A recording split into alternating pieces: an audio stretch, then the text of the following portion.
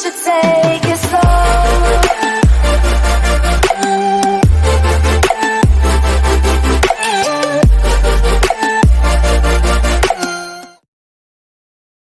시아버지와 여행가서 실수하게 된 며느리입니다.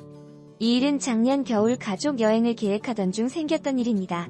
첫째 아이가 방학을 하면서 해외여행을 원했기에 우리 가족은 보라카이로 결정하고 진행했습니다.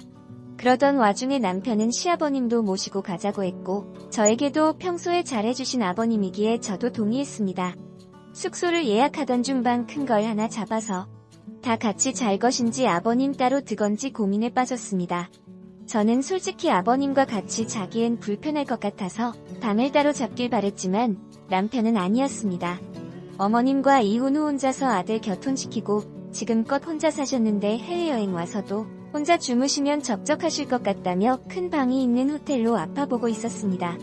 어렵게 큰 방을 구해서 아버님께 말씀드리자 혼자 사는 게 버릇돼서 누가 옆에 같이 자면 불편하시다며 방을 바꿔 예약하라 하셨습니다. 그렇게 남편은 어쩔 수 없이 방을 바꿔서 예약했습니다. 보라카이 갈 생각에 모두들 기쁘게 1개월을 보냈습니다. 아버님께서 아이들 옷도 사주시고 이것저것 많이 챙겨주셨습니다. 그렇게 준비를 마치고 여행을 가게 되었습니다.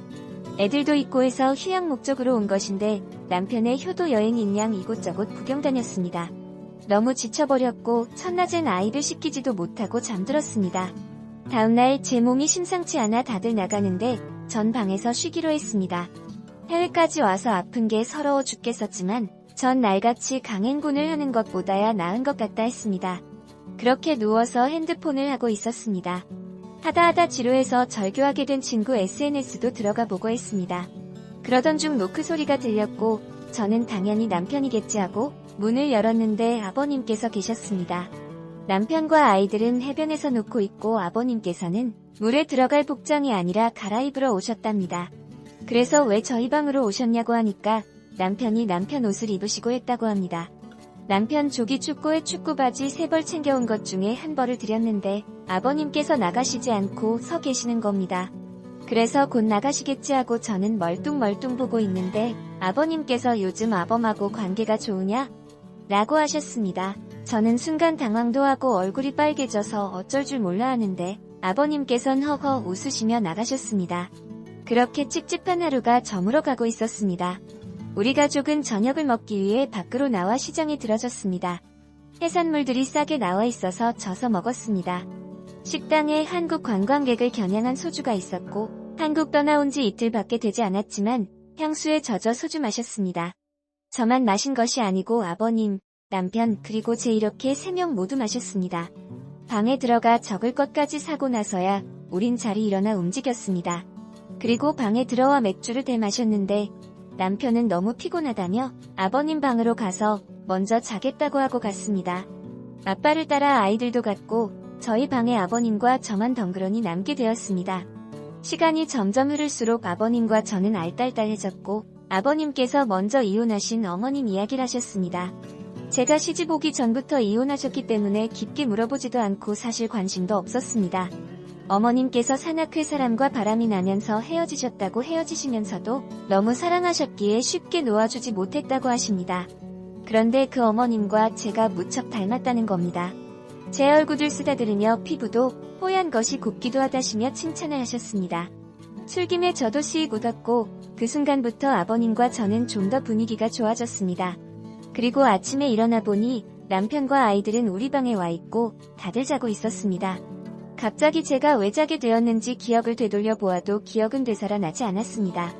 그리고 화장실을 갔는데 팬티를 내리자 하얗게 무언가 잔뜩 묻어 있었습니다. 순간 냉이 흘렀나 하고 넘어가려고 했는데 냄새가 냉 냄새가 아닌 겁니다. 그래서 남편이랑 했나 하고 많이 피곤해? 라고 떠봤습니다. 보통 집에 있을 때도 전날 하고 나면 다음날 피곤하다고 하거든요. 그래서 떠봤는데 오늘 밤 기대해 이러더라고요. 그럼 남편이 아니란 건데 이런 불안감에 남은 여행을 집중할 수가 없었습니다. 귀국하고 나서 생리를 계속 안 하길래 테스트기 해보니 2줄이더군요. 여행 중 남편과 하던 밤 안에 받아내었긴 하지만 그 전날 묻어나온 하얀 액이 자꾸 마음에 걸려서 불안했었습니다. 임신 사실을 남편에게 알린 지 20분 정도 되자 아버님께서 전화가 오셨습니다.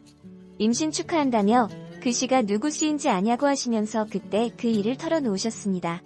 제가 취해서 해동할 때 아버님이 저와 관계를 가졌고 저에게 사정하셨답니다. 제가 술 마시면서 너무 잘 받아주고 분위기도 좋았기에 동의한 걸로 생각하셨답니다. 어이가 없고 화가 나서 소리를 와락 질렀는데 아버님께서 남편에겐 비밀로 하고 평생 살자는데 어떻게 하면 좋을까요? 이 아이를 낳았다가 아버님 아이라면 어떻게 해야 하죠? 사연을 받아보고 솔직히 고민을 많이 했습니다. 사연자분도 원한 관계가 아니었던 것 같은데 사연 내용을 보면 그다지 거부감이 느껴지지 않았기 때문입니다.